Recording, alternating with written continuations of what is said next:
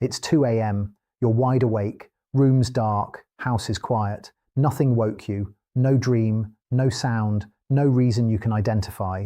Your eyes just opened on their own, and now you're lying there watching the minutes tick by, wondering if you're going to be able to fall back asleep before it's time to get up. If that's a regular occurrence for you, that's not just aging, and it's not just your bladder. There are 5 specific reasons this keeps happening to people over 50, and most people are dealing with 3 or 4 of them simultaneously without knowing it. So here's how we're going to do this. I'm going to take you through all 5 one by one. For each one, I'll explain what's actually going on in your body, why it gets worse after 50, and what you can do about it. Some of these will reframe things you thought you understood, and one of them, I'll flag it when we get there, is going to make you reconsider something you may be doing every evening specifically to help you sleep. By the end of this, you'll know exactly what's happening at 2 a.m., and you'll know which of these reasons is yours, because the answer isn't the same for everyone. Okay. Let's get into it. Reason 1, your internal clock has shifted. Not broken, not failing, shifted. And this one thing explains more 2 a.m. wake-ups than almost anything else. Your body runs on a 24-hour internal clock, the circadian rhythm, that controls when you feel sleepy, when you feel alert, when your body temperature drops, when your hormones release. For most of your adult life, that clock ran on a predictable schedule. After 50, it starts to drift earlier. The whole schedule moves forward by 1 to 2 hours, which means your body is winding down its biological night earlier than it used to. So if you used to sleep solidly until 6 or 7 a.m. and now you surface at 4 or wake fully at 2, that's not a malfunction. That's the clock running on its new schedule. Now pay attention to this, because this is where people make it worse. When they keep waking at 2 a.m., they start spending more time in bed, going to bed earlier, lying in longer, trying to recapture the hours. What they don't realize is that spreading sleep across too wide a window actually weakens the sleep drive. You end up with lighter, more fragmented sleep, more time lying awake in the middle, and the problem compounds itself. The fix isn't more time in bed. It's working with the shifted clock, not against it. Consistent wake time, same time every morning, even weekends, and morning light within 30 minutes of getting up. Light is the most powerful signal available to reset the clock. It costs nothing, and most people never use it.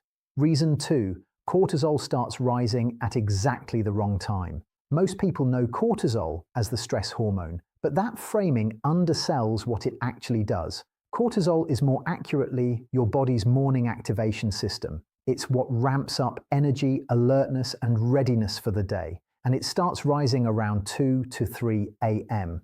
In a healthy, well-rested, low-stress system, this early rise is gradual. It moves through your body quietly, you sleep right through it, and by the time the full peak arrives around 6 or 7 a.m., you wake up naturally. Your system absorbed the climb without triggering consciousness. But if your cortisol baseline is already elevated going into the night, that 2 a.m. rise hits a system that's primed to respond, and you wake up. Actually, let me be more precise about that. Because stress causes cortisol is something people have heard so often, it's stopped meaning anything. Picture your body's stress response like a container. Cortisol starts to climb around 2 a.m. regardless of how your day went. In a calm system, there's room for that climb. It rises, your body absorbs it, you stay asleep. But when you've been running on chronic stress, poor sleep, or the anxiety that builds from waking every night, that container is already close to full. When cortisol begins its natural 2 a.m. rise, there's nowhere for it to go. The system tips over and you're awake.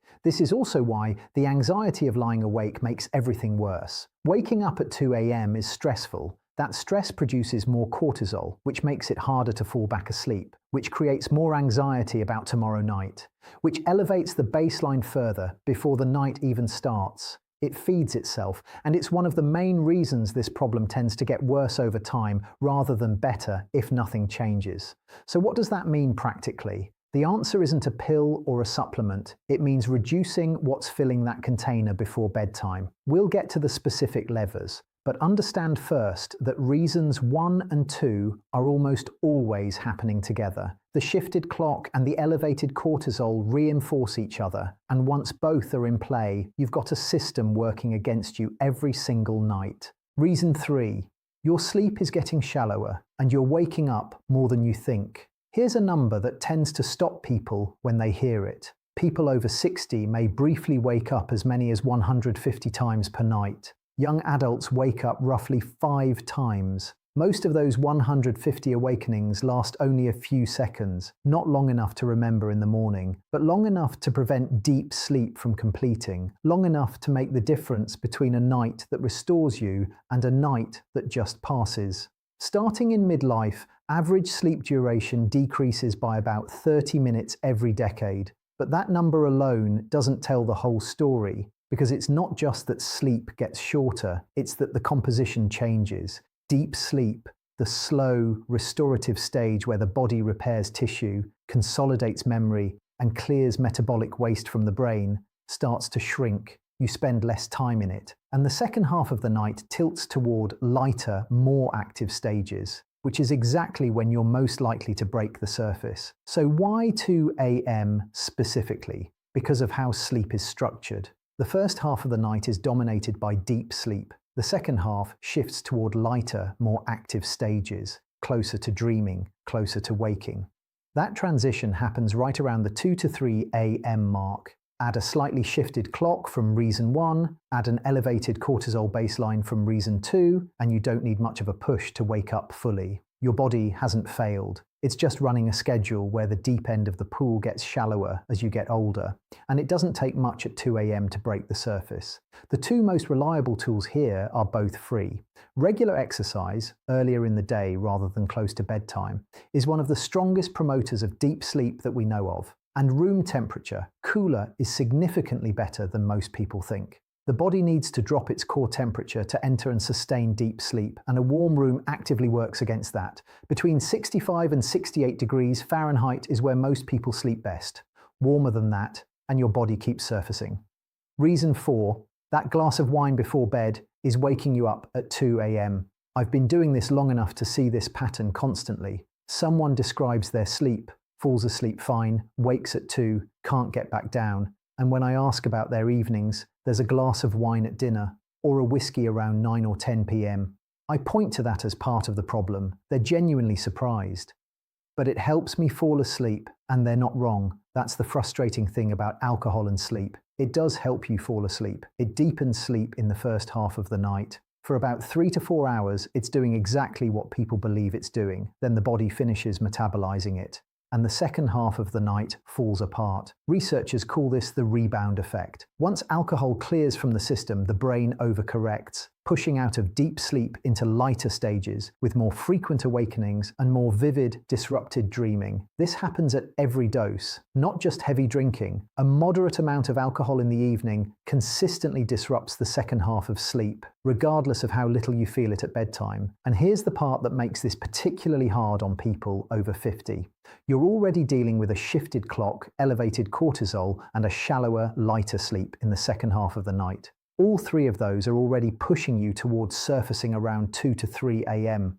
Alcohol doesn't have to do much to close the gap. A single glass, metabolized 3 hours in, lands right in the middle of the most vulnerable window. There's also the melatonin angle. Research shows that a moderate amount of alcohol consumed before bed can reduce melatonin production by nearly 20%.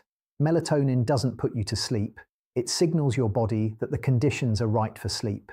Suppress that signal by a fifth, and the whole architecture of the night softens. This is the one I flagged at the start.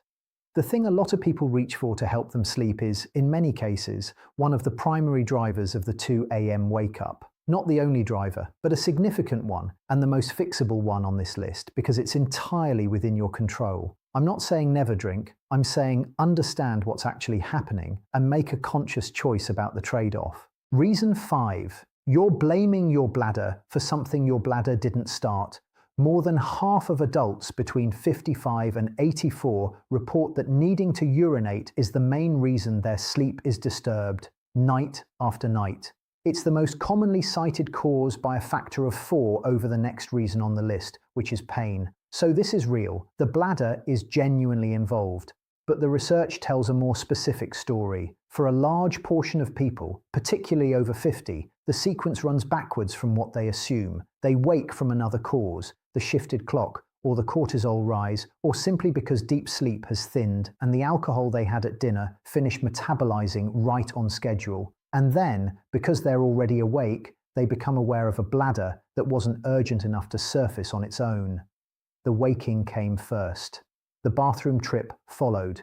That distinction matters because it changes what you treat. If you address this purely as a bladder problem, limiting fluids in the evening, which is often the first advice people receive, you may get limited results. Not because fluid timing doesn't matter, it does. But if the underlying issue is that reasons 1 through 4 are surfacing you at 2 a.m., a less full bladder just means you lie there awake instead of getting up. You've changed the behavior without solving the waking. Let me be clear though, this isn't an either-or. Some people have genuine bladder issues driven by medical conditions, an enlarged prostate, overactive bladder, diabetes affecting fluid regulation overnight. These are real and worth discussing with a doctor. But for many people who wake once at a consistent time and then go to the bathroom, the primary driver isn't the bladder, it's the fragmentation that brought them to the surface. Fix the fragmentation, and the nighttime bathroom trips often resolve with it. The practical piece, yes, taper fluids in the 2 to 3 hours before bed and watch caffeine and alcohol later in the day. Both increase urination, but don't stop there. If you're waking consistently at the same time and then going to the bathroom, ask yourself honestly, were you bursting or were you already awake and just decided to go? The answer tells you a lot about which problem you're actually solving. One more thing, and this one catches a lot of people off guard: your medications. People over 50 are, on average, on more medications than at any previous point in their lives. And a significant number of commonly prescribed drugs, certain blood pressure medications, antidepressants, diuretics, and even over-the-counter antihistamines marketed as sleep aids, have sleep disruption as either a direct effect or a documented side effect. And look, diuretics in particular are worth flagging. Often prescribed for blood pressure or heart conditions, they work by increasing urination. Taken in the morning, they're largely cleared by night. Taken in the afternoon or evening, they're working through the night, contributing directly to the 2 a.m. wake-up while also compounding the nighttime urination you're already dealing with. This is worth a direct conversation with your doctor, not to stop medications, but to ask whether the timing or formulation could be adjusted. Sometimes shifting a single medication from an evening dose to a morning dose makes a noticeable difference within a few nights. It's a simple question. Most people never think to ask it. You should know what everything you're taking does to your sleep. Most people don't, and that's a gap worth closing. There's a study I want you to know about. Researchers tracked nearly 8,000 people over 25 years, starting when participants were in their 50s. They were looking at the relationship between sleep duration in midlife and what happened to people's brains decades later. What they found was this: people consistently sleeping 6 hours or less at age 50 and 60 were 30% more likely to develop dementia later in life. Independently of cardiovascular disease, lifestyle factors, mental health, the sleep connection held on its own. 30%. That is not a minor statistical footnote. That's roughly 1 in 3 people in that sleep range developing a condition that slowly dismantles the ability to think clearly, to remember, to stay fully present with the people they love. And I want you to understand what that actually looks like. Not the clinical description, but the real version. It's reaching for someone's name that you've known for 30 years and finding nothing there and seeing the look on their face while you search.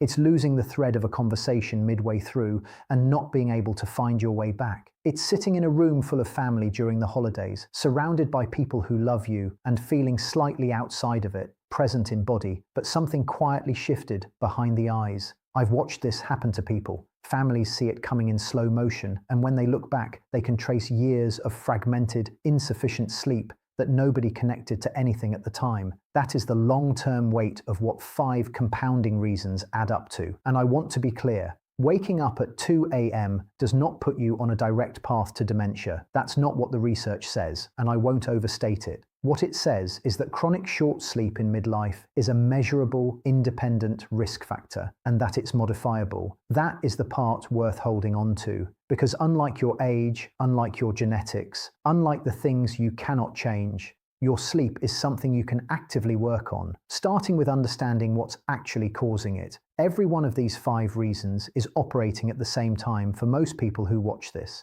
stacking on each other, each one making the next one worse. The good news is that addressing even 2 or 3 of them tends to create a real shift. When you reduce one, you take pressure off all the others. So go back through the 5. Identify the one that sounds most like your situation. Just one. Make a single change and give it 2 weeks. Don't overhaul everything at once. That never sticks. One change, sustained attention, and notice what shifts. Sleep at 50, 60, 70 isn't the same as it was at 30. But it doesn't have to be what it is right now. There's more room to improve this than most people realize, because most people have never been told what's actually causing it. Now you have. If this was useful, subscribe. I cover this kind of thing every week. And if someone in your life is lying awake at 2 a.m. convinced it's just part of getting older, send this to them. That might be the most useful thing you do for them today.